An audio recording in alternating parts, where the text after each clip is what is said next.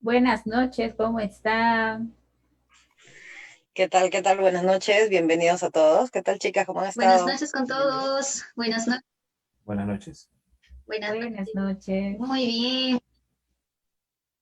A ver, bueno, muy buenas noches con todas las personas que se están conectando a la transmisión. En esta oportunidad les damos la bienvenida. Vamos a ir esperando unos minutitos a que se vayan conectando las personas. ¿Sí? Buenas noches, Anabelis. ¿Cómo estás? Hola, hola, aquí súper bien, ahí justo chequeando que todo esté chévere en nuestras redes para poder difundir un arte muy bonito, que justo el día de hoy pues tenemos a un escritor peruano, un escritor y gestor cultural, Luis Enrique Amaya, que ahorita ya lo van a conocer, lo van a ver. Y nada, y pues también un poco emocionada también para conocer este nuevo tema, para los que somos docentes o padres de familia o simplemente estudiantes y que tenemos esta curiosidad, ¿no? De conocer un poco sobre lo que es el poema, pues creo que nos va a interesar muchísimo. Así que, hola Carlita, ¿cómo estás? ¿Cómo están, chicas? Bienvenidas. Un gusto también verlos nuevamente cada domingo acá en Educadoras Sin Filtro con un invitado muy especial hablando de un tema en particular. Como docentes, pues es muy importante difundir el poema, ¿no? La literatura, eso es muy interesante. Yo estoy en algún punto del país un poquito resfriada, disculpe, un poco desaliñada, pero siempre acá cumpliendo con todos Extrañábamos. ustedes. Todo bien y nada, gracias por el cariño y por todos los comentarios por la semana pasada. Pero ya estamos bien, así que avanzamos. ¿Qué tal, Luis Enrique? Bienvenido, gracias por estar aquí presente y cuéntanos un poquito de ti. Tu audio, Tu Luis. micrófono, sí es. Ok, ahora sí. ¿Qué tal? Muy buenas noches. Gracias por la invitación. Un saludo al programa, un saludo a la iniciativa y bueno, un saludo pues a todos los ciber oyentes, seguidores de este espacio. Muchísimas gracias.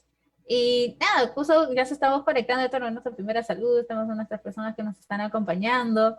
Eh, y pues, en un momento, pues vamos a comenzar por ahí en nuestro tema del día de hoy, que como habrán visto en estas redes y nuestro medio que hemos estado difundiendo, tiene que ver con eh, uno de tus libros, ¿verdad? Uno de tus últimos o de penúltimos libros, ¿verdad? Mi primer poema, y que en un momento, pues vamos a conversar sobre él y que estamos muy curiosos porque de hecho es lo que, justo lo comenté hace un momento, los que estamos estudiantes o docentes o simplemente padres de familias, pues creo que nos va a interesar muchísimo, ¿no?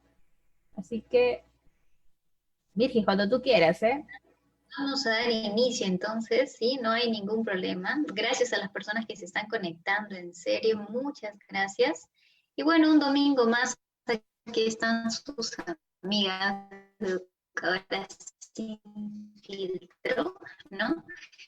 Carlita, que ya se presentó, Anabelis y quien les habla, pues Mirja. Todos los domingos hacemos transmisión y les vamos a adelantar que todos tenemos el corazón de niños, ¿ok? Así que por favor, atentos, atentos también. Avanzamos entonces.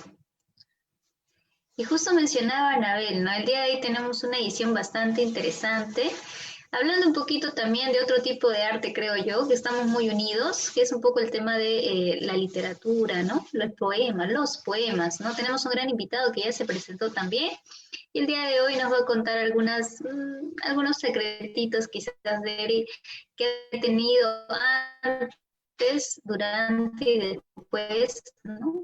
De su libro, de su creación. Ujú. Claro. Ya Bueno, conocen, justo acabo de mencionar nuestras famosas premisas, el antes, durante y después, las que nos van a ir ayudando. Iniciamos entonces con el antes. Está formulada a modo de pregunta para nuestro invitado Luis Enrique Amaya. ¿Cuál es el origen de tu libro, Mi primer poema? ¿En qué circunstancias se te ocurrió este método para escribir poesía, no? perfecto. A ver, Luis, si Ok, nos puedes eh, contar. sí. Lo que pasa es que me medio distraje porque estaba compartiendo el enlace en mi muro de Facebook. Es por eso que me vieron un poco así, no muy concentrado. Me van a dispensar. pero ya está bien compartido el programa.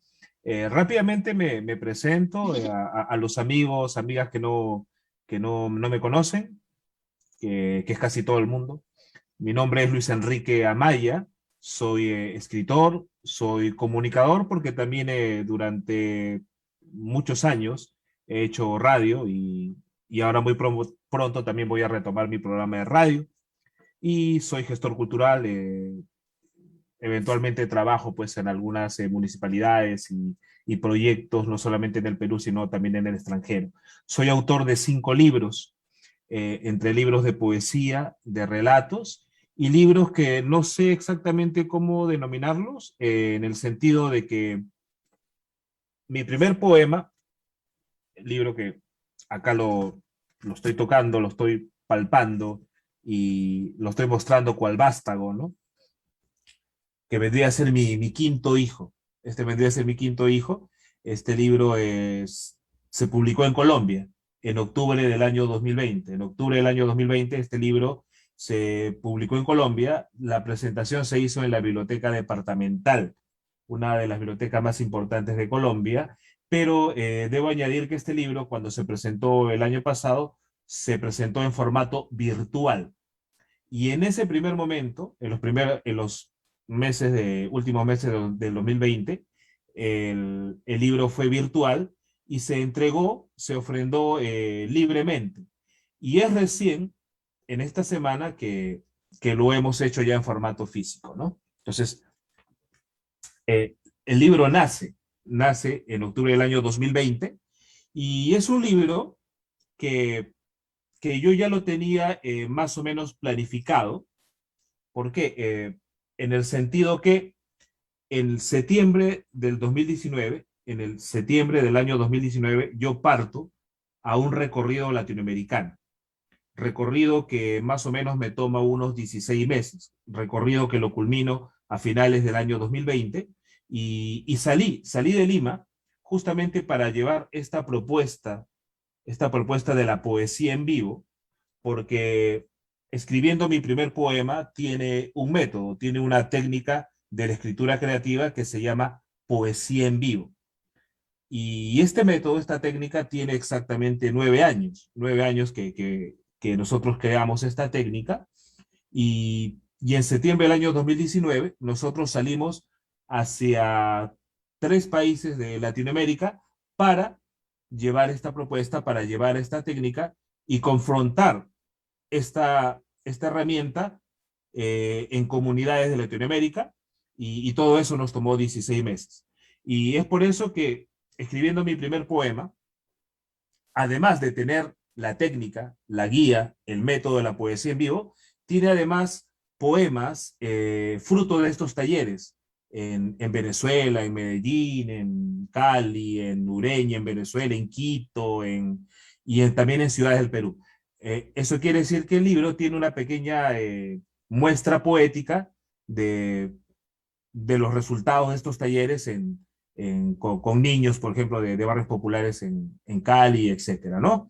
Y además, esta publicación tiene un bonito ensayo de un educador italiano de teatro comunitario que se llama Angelo Miramonti. Y es más, y esto lo digo con mucha sinceridad, no porque, digamos, estén menospreciando mi propuesta, pero el ensayo que escribe Angelo Miramonti sobre la poesía en vivo, sobre la poesía comunitaria, es un ensayo potentísimo, brillante, lúcido, visionario, y creo que es una de las perlas de este libro. Angelo Miramonti, él es un profesor de teatro comunitario que trabaja pues, en todo el mundo, en Haití, en África, en Italia. Él trabaja con la ONU, ¿no? Con Naciones Unidas, y tuve la fortuna de que él participara conmigo en la experiencia de hacer poesía en comunidades acá en Lima, en Jicamarca, al fondo de San Juan del Lurigancho, y también hicimos poesía en vivo en Cali, en uno de los barrios más calientes, candentes de la ciudad de Cali. Es así que nace este libro, ¿no? De esa manera. También producto de un recorrido latinoamericano de llevar esta propuesta. Y la segunda parte de la pregunta, ahí no sé si le hilvané o no le hilvané. Sí, sí, no, pero no hay problema, no se preocupe. Claro, Sí, claro. Era, gracias. acá estábamos contando de cómo nace el libro, y la segunda partecita, medio que me fui. Sí, sí, Ah, trataba sobre, creo que ya lo has contado, ¿no? ¿En qué circunstancias se te ocurrió este método para escribir? Ah, ¿No? Por ahí que nos cuentes un poquito. esa Ajá. circunstancia es muy bonita. Es muy bonita y es más, la circunstancia en que nace el método de la poesía en vivo, que es un método con el cual, dicho de un modo muy honesto, nosotros creemos que con este método hemos puesto a escribir, hemos animado a escribir, hemos motivado a escribir a miles de personas. O sea, si calculo, el otro día estaba calculando con un amigo cuántos talleres de poesía en vivo hemos realizado entre Perú y otros países, deben pasar los 200 talleres en más o menos 9 años. Y si calculamos que en cada taller participan 30, porque usualmente cuando nosotros íbamos, bueno, ahorita en el momento no se puede, cuando íbamos a un colegio nacional o particular, las aulas son de 30, de 40, y, y usualmente los grupos eran de 30, y si, bueno, hacemos las matemáticas, en la cual soy malísimo, hablamos creo que de miles. Aparte, aparte de que con estos grupos con los cuales hacemos los talleres, con estos grupos de 30 personas, luego nosotros nos vamos a los parques, a los mercados, a las calles, a los paraderos, y ahí empezamos a hacer poesía con la gente. Eso quiere decir que no solamente son 30 los que escriben, sino que esos 30 se van a la comunidad y se confunden con otros cientos más. Así que creo que hablamos de miles de personas, aunque parezca que este es un exagerado, qué cosa está hablando. Pero sí, eh, sí, sí, y les comento cómo nace el método. Eh, a ver, lo que pasa es que yo soy un poeta que también integró grupos poéticos, ¿no? Como todo poeta, siempre se integra un grupo poético, y no fui la excepción. Tuve un grupo que se llamaba Círculo del Sur, un grupo de acá de Villa María del Triunfo, y con el cual pues hacíamos recitales a los cuales no venía nadie, ¿no? Siempre lo digo, no venía ni mi familia, ni la familia de Carlos Tolentino, que lo deben conocer, no venía nadie. Y Carlos, y Carlos sabe muy bien eso, ¿no? Nosotros fotocopiábamos con los soles que no teníamos, hacíamos los volantes, hacíamos las fotocopias, no venía nadie. Y es más, cuando nosotros íbamos a buscar a la gente, a recitar a las plazas, a recitar a los parques, la gente se corría de nosotros. No, llegaron los poetas, y hacíamos magia, y la plaza se quedaba vacía. Y es por eso que a partir de eso, esa observación, por qué la poesía asusta a la gente, por qué la poesía corre a la gente, y por qué los poetas estaban solos, es que empiezo a pensar en un modo digamos, de volver a tener contacto con eso, con el prójimo. Y un día estaba en mi sala y empiezo digamos, a cambiar los canales, a hacer zapping, y encontré una película que se llama Antes de Amanecer. Es una película cuyo autor, cuyo actor es este actor que es protagonista de la Sociedad de los Poetas Muertos, de la Sociedad de los Poetas Muertos, el chico. Bueno, ¿de qué trata la película? Trata de dos jóvenes que se conocen en Viena.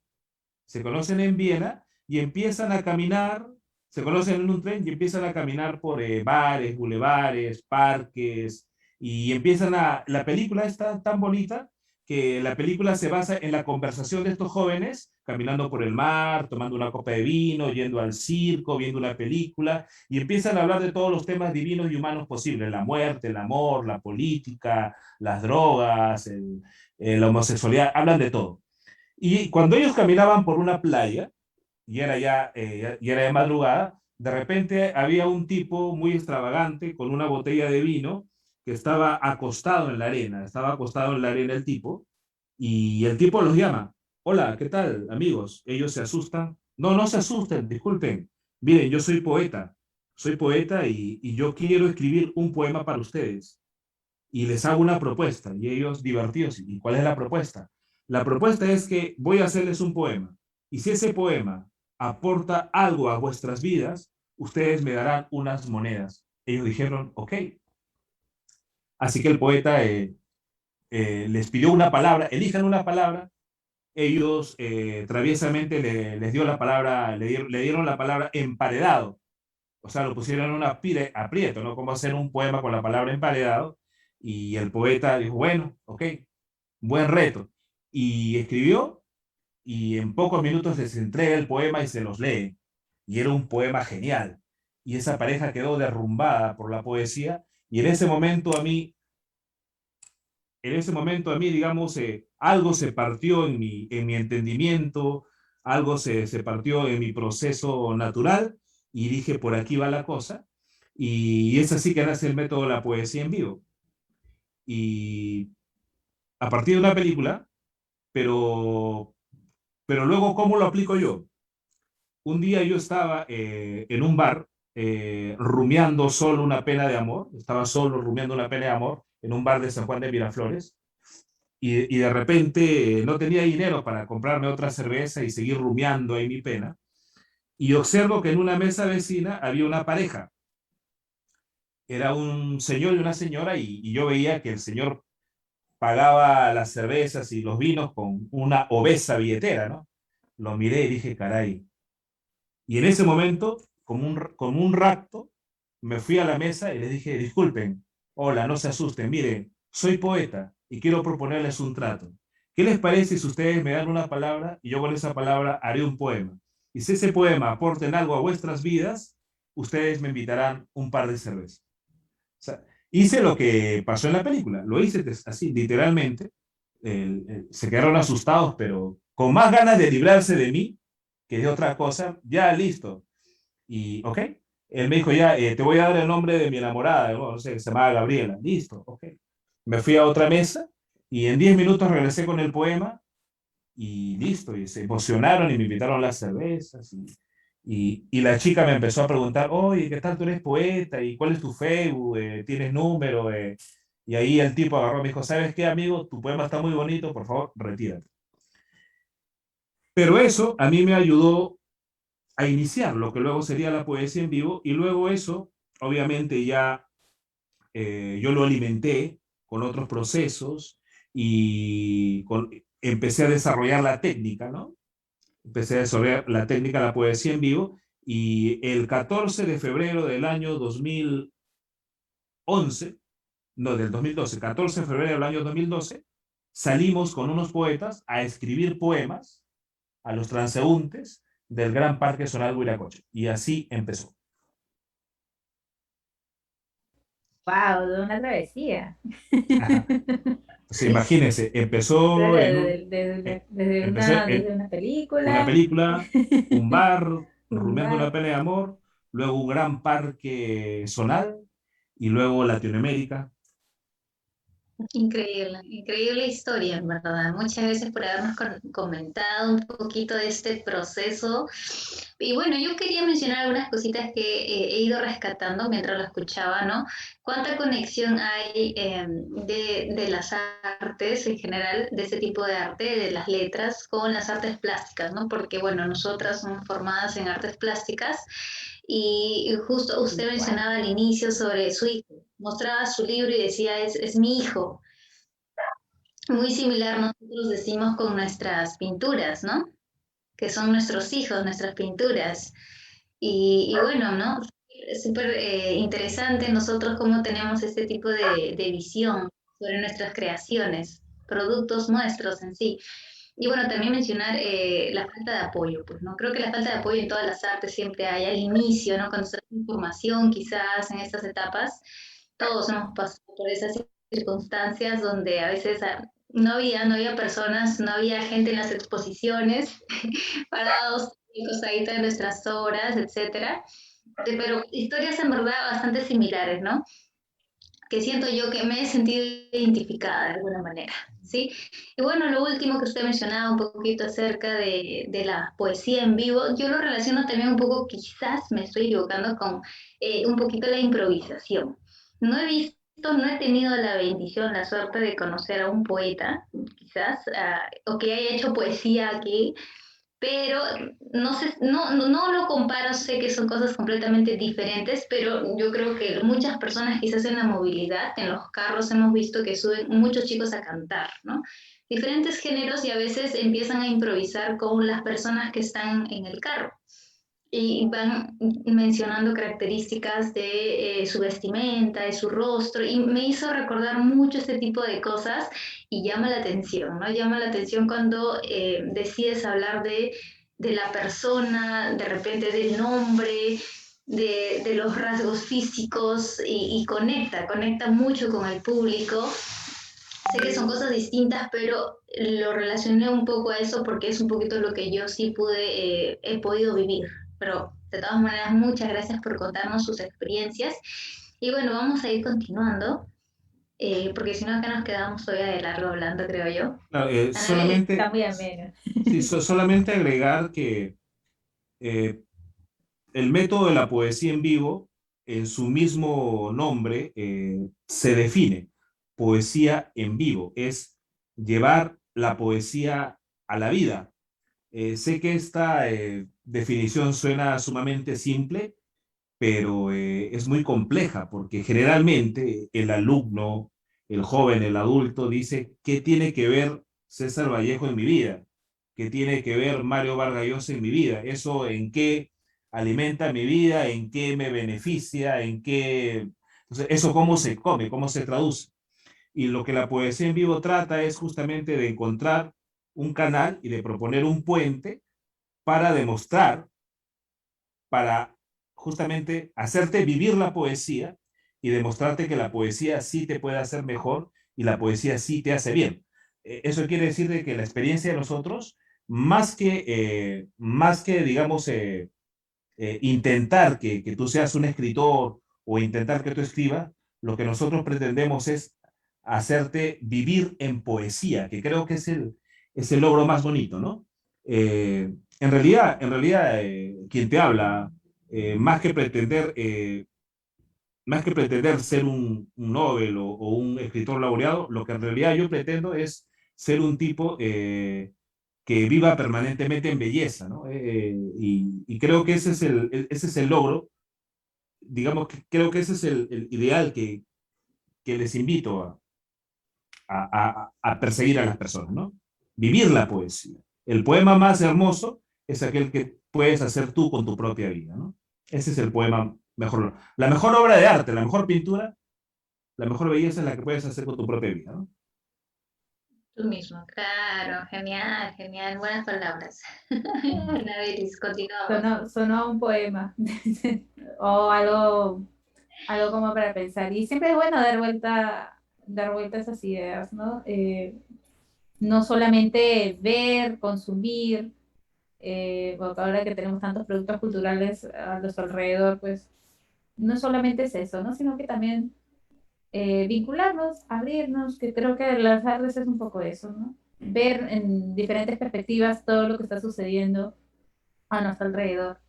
Eh, Listo. Muy bien. Listo, estamos con una de las primeras premisas y Sí. pasamos al durante. Esto creo que es un poco más durante de lo que ha sucedido dentro de toda tu experiencia, ¿no? ¿Cuáles fueron los retos de tu propuesta? Justo que ahora nos has contado mucho de cómo surgió, por ahí nos has adelantado un poquito, ¿no? Sobre algunas dificultades o algunos retos que se les ha presentado simplemente en comenzar este proyecto. Y también, ¿a cuántas personas de Latinoamérica has podido llegar? ¿No? Por ahí calculando, tal vez si hay alguna anécdota en ese recorrido que tuviste, ¿no? Que quisieras compartirnos Ujú. eh, dentro dentro de este proyecto, ¿no? A ver, Mario Benedetti, un poeta uruguayo que les recomiendo mucho, Mario Benedetti, un poeta que no solamente se respeta, no solamente se halaga, sino que es un poeta que uno ama.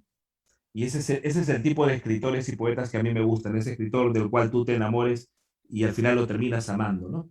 Estoy completamente seguro que cuando Mario Benedetti nos dejó físicamente, muchas personas, muchas personas jóvenes y muchas generaciones han llorado. Estoy completamente seguro de eso.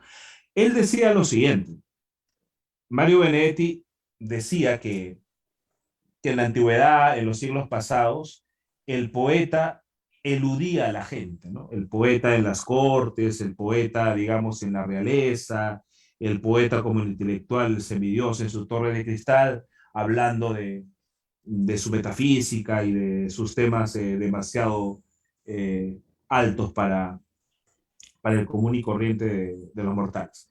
Entonces él decía, los poetas antes del siglo XX, antes de mediados del siglo XX, eran poetas que eludían a la gente.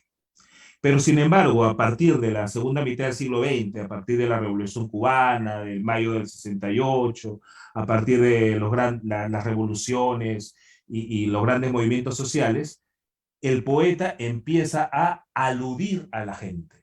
El poeta empieza a hablar del campesino, del oficinista, del obrero, de sus luchas, de la lucha de las mujeres, ¿no? de los sectores de la sociedad excluidos. Entonces el poeta da un paso adelante de eludir a la gente y el poeta empieza a aludir, a mencionar a la gente y sus luchas. Esto a mí me permite una reflexión y que es la siguiente.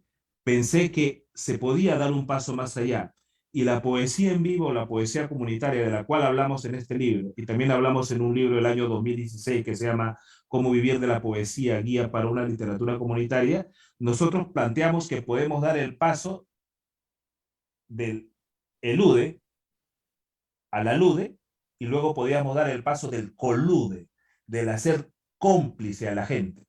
Y justamente ese es el problema de ciertas artes que ustedes mencionaban, ¿no? Ustedes han tenido la experiencia de alguna exposición donde no iba ni nuestra familia. Entonces, ¿qué pasaba? Lo que pasaba es que de repente no estábamos con nuestro mensaje, con nuestra postura, con nuestros gestos y con nuestro lenguaje, no estábamos haciendo cómplice a la gente, ¿no?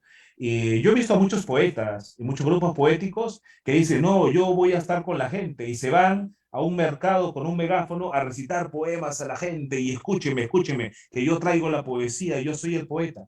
Y al final tú puedes estar en un mercado hablando poesía, recitando poesía y al final estás hablando solo, porque eso no es un diálogo, eso no es una complicidad, al final tú estás hablando y al final pues eh, no te estás comunicando.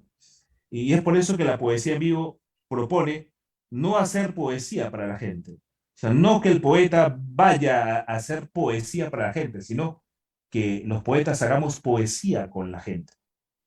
Es por ello que comentábamos al inicio que digamos, nosotros vamos a las comunidades, a los colegios, hacemos poemas con los estudiantes y luego los estudiantes se van a su comunidad a hacer poesía para los vecinos en el mercado, en el parque. Entonces, al final, todo eso es una complicidad, es un colude, ¿no? En el buen término de la palabra, ¿no? Hacer poesía con la gente. Entonces, ese era el gran reto de esta propuesta, ¿no? No hacer arte para la gente, sino hacer arte con la gente, hacer la poesía de la gente, y es por eso que en el año 2019 una de nuestras propuestas fue llevar este mensaje a barrios de Latinoamérica y se logró, ¿no? Se logró. ¿A cuántas personas hemos llegado? Ya más o menos iniciando, hicimos un ejercicio matemático, 200 talleres, 30 personas aproximadamente por taller, y la gente a la cual hemos llegado en los mercados, en las plazas, en los paraderos, en las estaciones de metro, es incontable, pero incontable, ¿no?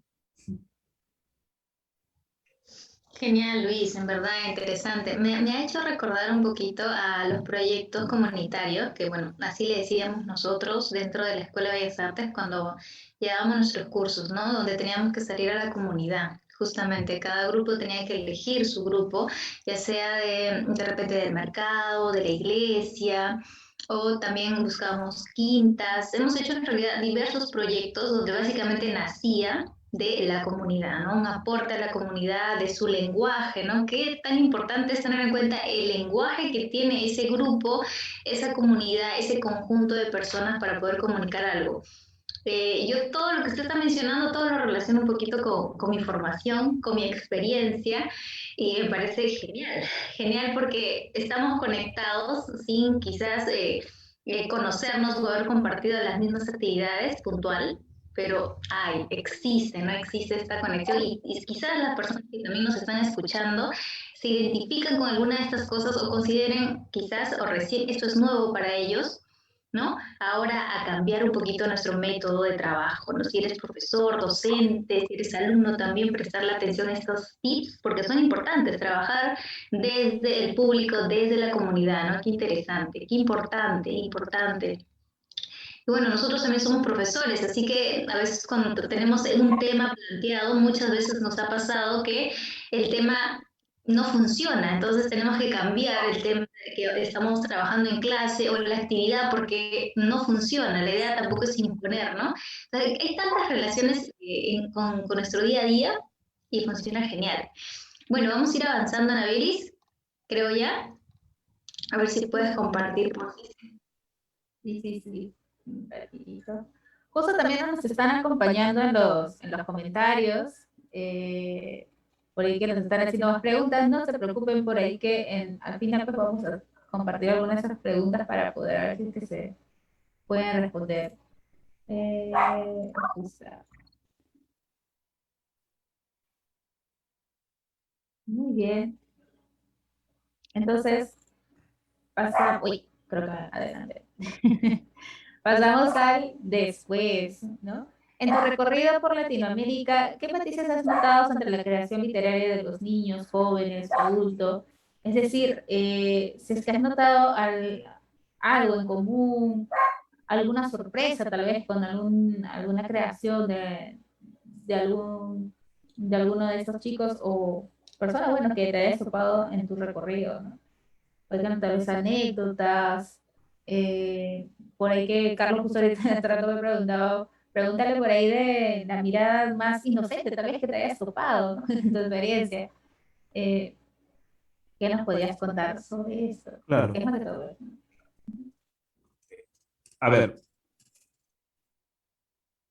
cuando comienzo, no cuando comienzo con la poesía en vivo, porque la poesía en vivo como propuesta, como método, se inició en el año 2012, va a cumplir 10 años, ¿no?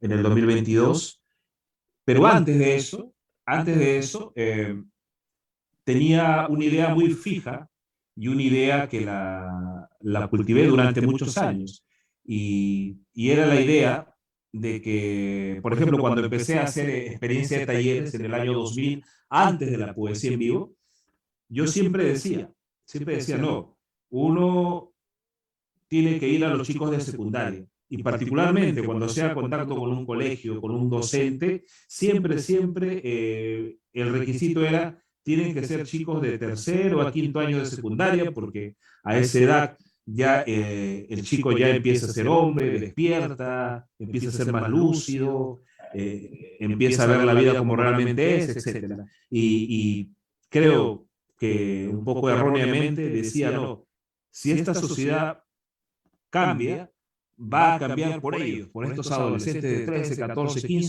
15 años, ellos son los llamados y hacia ellos hay que llevar todo nuestro mensaje, toda nuestra propuesta. Y así estuve años de años trabajando con chicos de secundaria y recuerdo que fue en el año casi 2011, 2012, me acuerdo de que me invitaron a una feria de libro en un colegio de Villa El Salvador, el Colegio República del Perú.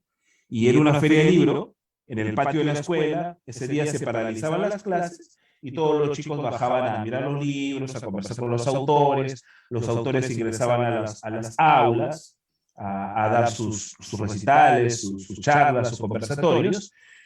Y me acuerdo que hubo un momento en que no sé por qué motivo estaba solo en los estantes del libro. Todos los escritores estaban en las aulas con sus grupos y no sé por qué motivo estaba solito ahí en el medio del patio, un poco cuidando los libros, creo, no sé. Y de repente se me acercó un profesor de mucha edad, un profesor ya a puertas de jubilarse, y nervioso, el profesor me dice, joven, usted es escritor, ¿verdad? Le digo, sí, acá están mis libros. Joven, mire, por favor ayúdeme. Durante toda la mañana estoy invitando a los escritores a que vayan a hacer una charla con mis alumnos y no quieren ir. Llegan a la puerta y se van. Sí, ¿cómo es eso, profesor? Sí, por favor, ¿usted sí podría ir a mi salón? Por supuesto, no. Más bien disculpe mi compañero, debe ser el tiempo, no sé, como ustedes también solicitados, pero no se preocupe que yo voy a su aula. Y fuimos con el señor que ya era bastante mayor, fuimos y él me dijo, ahora mis chicos van a estar contentos, van a conocer a un escritor. Claro, vamos. Y sí, porque yo los traía a ellos y cuando veían el salón, no sé por qué se iban. Llegamos y él me dice, bueno, jovencito, entre a mi aula. Abre la puerta y cuando doy un paso entendí por qué todos estos señores habían huido despavoridos. Era un salón de segundo grado de primaria. Y habían 40, ¿no? Pequeños ahí. Me iba a salir una palabrita que me atraviesa, pero habían 40, ¿no? Pequeñeces ahí, y me vieron y gritaron. Y yo dije, ¿qué diantres hago? Dije dentro de mí, dije, ¿qué voy a decirles? Y listo, y entré, me dijo, no, sí, bueno, y acá les presento al gran escritor, ¿cómo se llama? Luis Enrique Amaya. Luis Enrique Amaya. Ya, bueno, en fin. Y en ese momento hice lo siguiente. Eso fue luego que había creado la poesía en vivo. En ese momento hice lo siguiente, por pura inspiración divina o mundana de no sé dónde, de qué plano habrá venido esa inspiración. ¿Qué vas a hablar tú con 40 niños de 7 años? ¿Qué decirles? Recitarles, leerles un cuento, leerles un poema mío. Caray. Entonces, lo que hice en ese momento fue lo siguiente. Chicos, ¿ustedes alguna vez han visto cómo se hace un poema? No. ¿Nunca han visto cómo se hace un poema? Yo les voy a enseñar cómo se hace un poema. Y llamé a una niña. Hola, ¿tú cómo te llamas? No, primero dije, necesito un voluntario, una voluntaria. Y los 40 rodaron como pelotitas hacia mí. Yo. No, solamente una. Cogí una niña. Ella, tú vas a ser mi modelo poética, le dije. Entonces la puse ahí. Listo. Tú me vas a ayudar a hacer un poema. Listo. Le dije, ok, yo te voy a hacer un poema acá en vivo y en directo. ¿Para quién quieres un poema? Para mi mamá. Y pasamos a conversar, apliqué la técnica de la poesía en vivo. Listo. A ver, profesor, ¿usted tiene celular? Sí. Prenda su cronómetro. A ver, profesor, ¿cuánto me demoro? ¿Cuánto creen que me demoro en hacer el poema? Media hora, 1 hora, 40 minutos. Vamos a ver quién gana. Profesor, ponga el cronómetro. Y me puse a hacer delante de ellos el poema. Lo acabé pues Ahora con la práctica que tengo en esto, pues a veces he podido hacer un poema en 2 minutos, ¿no? Por la práctica y ciertos truquillos, ¿no? El poema creo que lo hice en 4 minutos, algo así, y listo, acá está el poema, ¿no? Pero antes de hacer el poema les decía, nada por aquí, nada por allá, acá no hay nada, ¿verdad? Les mostraba la hoja en blanco. Y luego que escribí, y ahora el poema y todos, y era cual acto de magia, ¿no? Cual acto de magia, cual conejo sacado de un sombrero, se lo leí el poema y al final pues yo tampoco me quería ir del salón, ¿no? Y a partir de ese momento, encontré la diferencia que me están ustedes preguntando. ¿Cuál es la diferencia entre trabajar con jóvenes, con adultos o niños? Y a partir de ese momento, el grupo que más prefiero son niños de 8, de 9 años. Son absolutamente geniales. Y ahora mi posición cambió. Ahora creo que es ahí donde hay que empezar, ¿no? Porque hay que ser muy realistas. Un joven de 14, 15 años, con la velocidad y la perversidad de esta sociedad, un joven a esa edad está bastante intoxicado. Y cuando en los años 2000 yo trabajaba con chicos de 13 años, los chicos de 13 años de ahora ya no son iguales, ya tienen unos procesos de, disculpen que utilice la palabra intoxicación, que no había pues, en los años 2000, y yo pienso que hay que empezar más temprano, ¿no? Y esas son las diferencias que encuentro. Particularmente me gustan mucho estos grupos de 9 años, de 10 años. Es el grupo que más prefiero. Y en este libro hay, por ejemplo, poemas. Acá recuerdo una niña, Sol, de 8 años, que escribió un poema en el patio de su escuela, allá en Cali, Colombia, en 8 o 10 minutos, yo lo coloqué, ¿no? Y es más, esta niña de 8 años, escribió algo que luego yo vi que en el Facebook lo postearon, y era algo como que de Eielson, si no me estoy equivocando, pero era la chica, la niña de 8 años, dijo algo muy parecido a algo que había dicho Eielson, si no me estoy equivocando. Si me equivoco me van a disculpar, pero de que lo había dicho un poeta muy grande, muy enorme, lo había dicho, y esta niña, ¿qué es lo que había dicho? Eres alegre como los días del verano que florece, ¿no? Entonces creo que Eielson dice algo así, eres alegre como la primavera, algo así. No, caray. Y por ahí veo que la gente lo citó y lo posteó, pero acá lo dijo una niña de 8. Y quizás por eso pase desapercibido. Oh. El peso de la edad, de comillas, también. Y cuéntanos un poquito, nos has dicho que habías visitado algunos países, ¿nos puedes contar un poco sobre eso? Tal vez en estos países que hayas conocido, que has llevado en esa experiencia, ¿no? Nueva. ¿Has visto en su visión alguna semejanza, ¿no? Entre las visiones entre estos 3 países o en este grupo de personas, o tal vez todo lo contrario, tal vez muchos contrastes? Sí, digamos, Colombia, y eso no es un secreto, eso es harto conocido, Colombia tiene una gran tradición de bibliotecas. Por ejemplo, Cali, la ciudad en la cual resido mucho, tiene la más grande red de bibliotecas de todo Colombia, tiene 60 y tantas bibliotecas. Y cada biblioteca es un centro cultural enorme, ¿no?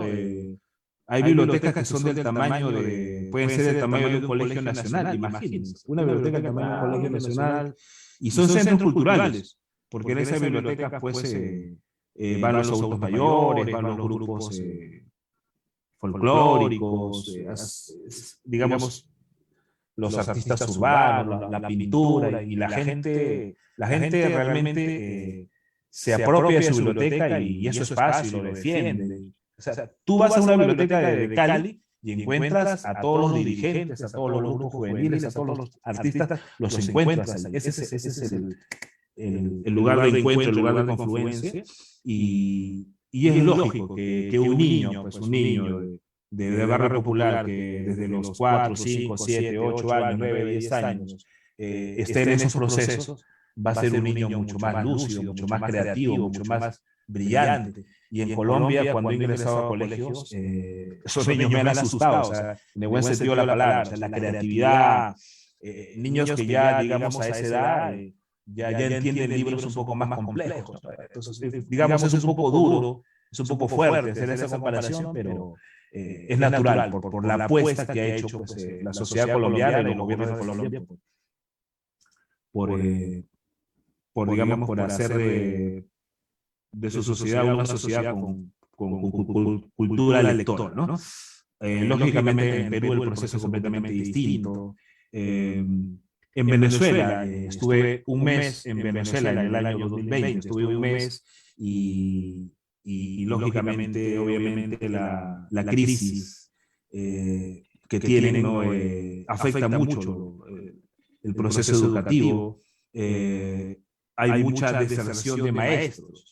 Cuando estuve en Venezuela, iba a los colegios para coordinar, para hacer algunos talleres, y los chicos no tenían sus horarios completos porque los maestros desertaban.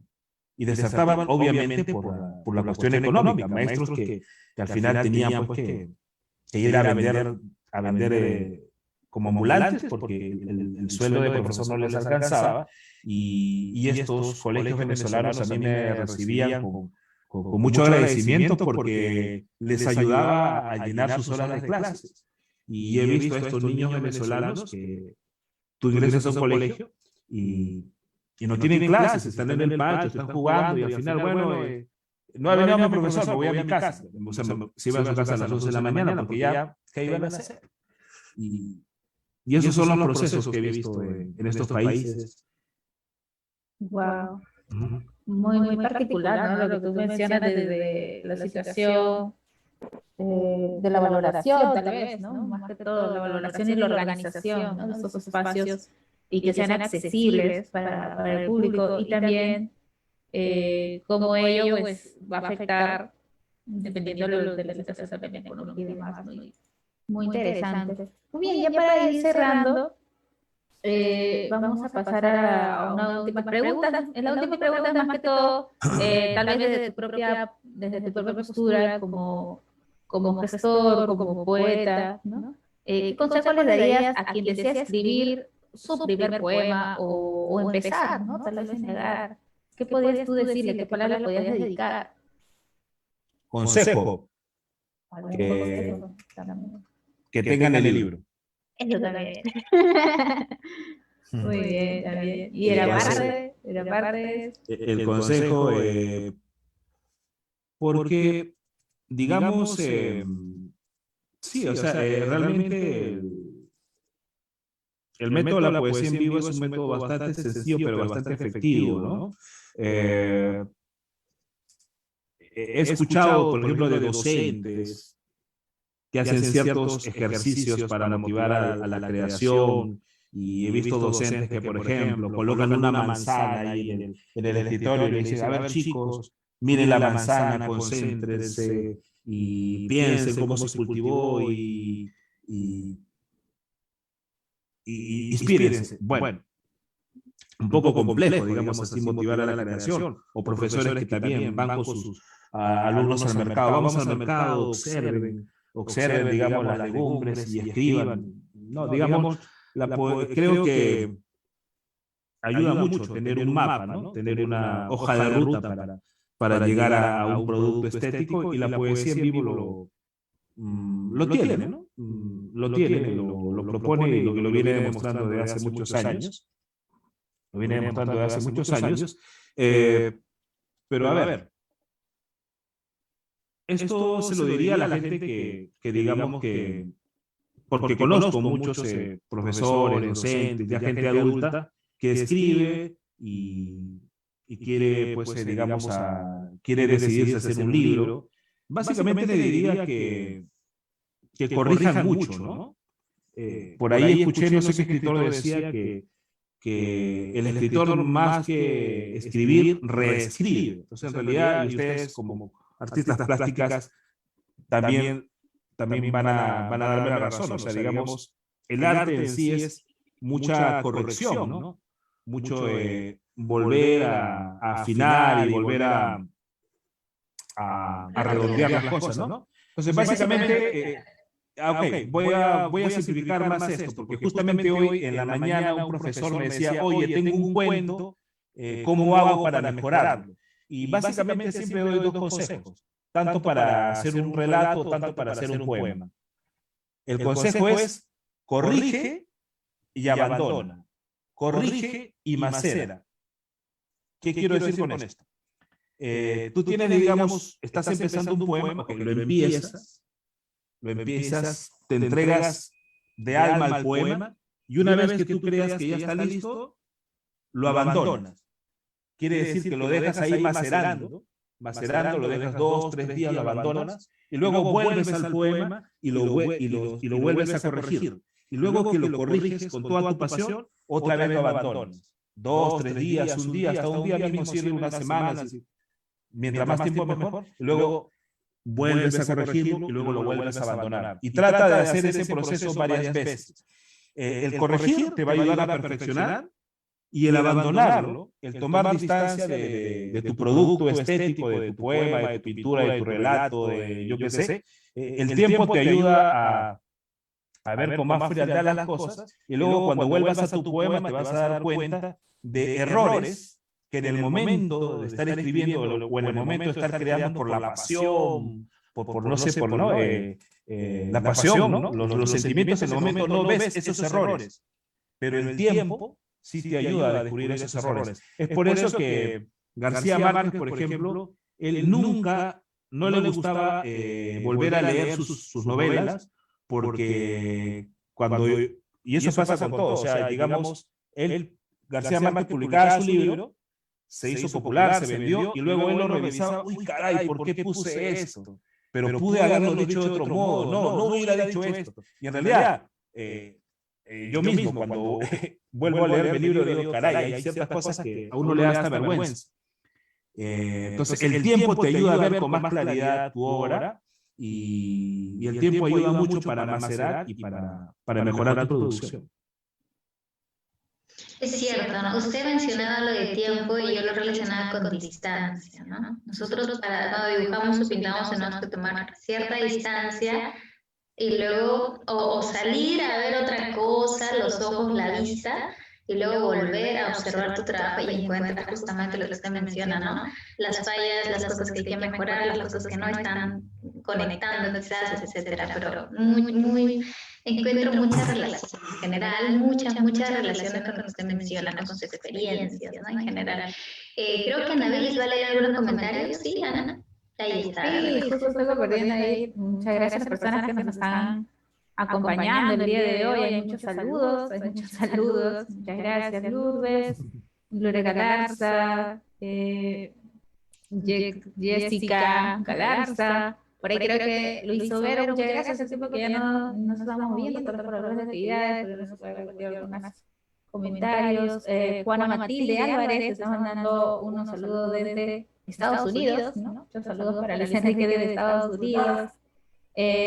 Rosario Amaya, ¿no? Nos dice grandes experiencias exclamadas en sus libros, orgullosa de tus logros por los países donde llevas poesía en vivo, éxitos con tu quinto libro, escribiendo mi primer poema. ¿No? Así que muchísimas gracias a los que me han acompañado, por ahí algunas preguntas, ¿no? Que por ahí que hay que responder tal vez que nos quede para nosotros mismos, ¿no? ¿Qué necesidades expresivas pudieses notar a los niños, jóvenes y adultos? Cómo comunicar tu mensaje, tu sentir, cómo atraer a un público tan afín a las letras, y demás. Así que muchísimas gracias por acompañarme. Y como en algún momento Luis Enrique decía, ¿no? Compre su libro, en realidad es muy interesante, porque yo perdí el violín, lo que tenés atrás de la mano. Van a encontrar desde algunos poemas, justo lo que nos leyó hace unos minutos, ¿no?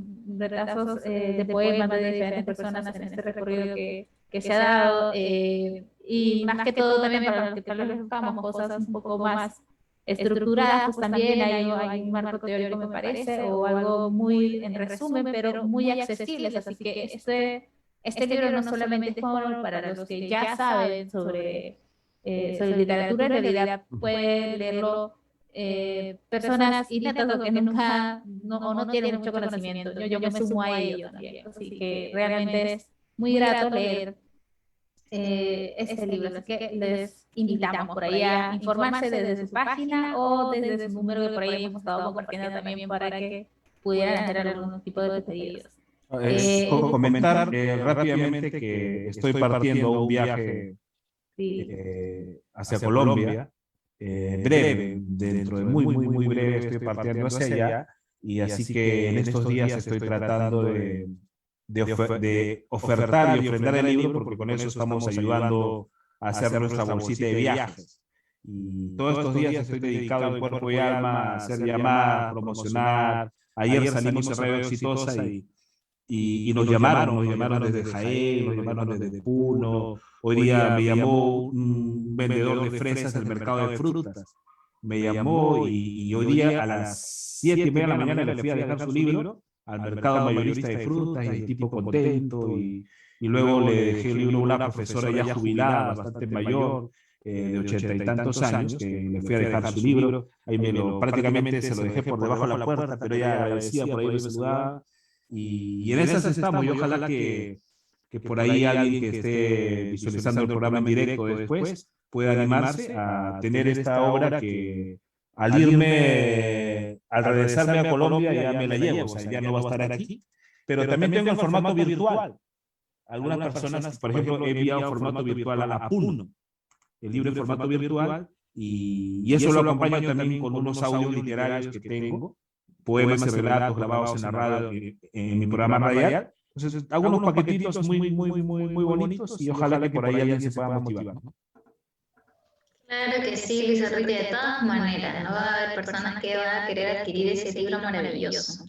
Y bueno, justo acá esta parte te correspondería de repente mencionarlo a Carlita, pero Carlita creo que está con problemas de conexión. ¿Cómo se llama este último momento, Carlita? El momento del cherry, pero bien lo ha hecho Luis Enrique, así que nada, más bien apoyar siempre el talento peruano y de exportación. ¿No? Entonces ahí está, por favor, cualquier cosa, igual pueden escribir en las redes para poder dar el contacto de Luis Enrique. Y pues nada, agradecerte, Luis, el que nos hayas acompañado, el que hayamos compartido un poquito de tu experiencia, de tu obra, y pues estamos para apoyarnos todos y nuevamente agradecerte el que des parte de tu tiempo, el que nos puedas comentar sobre tu obra. Muchas gracias. Gracias a ustedes, y somos aliados y compañeros y camaradas para la causa que ustedes demanden y propongan siempre. Dale, yo también me sumo al agradecimiento en general de todo el equipo de Educadoras Sin Filtro. Gracias por el tiempo, Luis Enrique, y por comentarnos acerca de este maravilloso proyecto, de este libro. Cualquier cosa, cuenta con nuestra página, por favor. Y bueno, creo que todos hemos sentido en este conversatorio que ha sido bastante personal acerca de tus procesos, y bueno, también la conexión dentro de las artes plásticas, ¿sí? Ha sido un bonito conversatorio. Muchas gracias por el tiempo, gracias a las personas que también se conectaron, que tengan una bonita semana y nos vemos la semana que viene. La semana que viene tenemos un programa en especial con niños porque estamos en el mes de niños, así que allá nos vemos. Chao, chao. Cuídense mucho. Gracias. Hasta luego. Muchísimas gracias por acompañarnos. Hasta luego.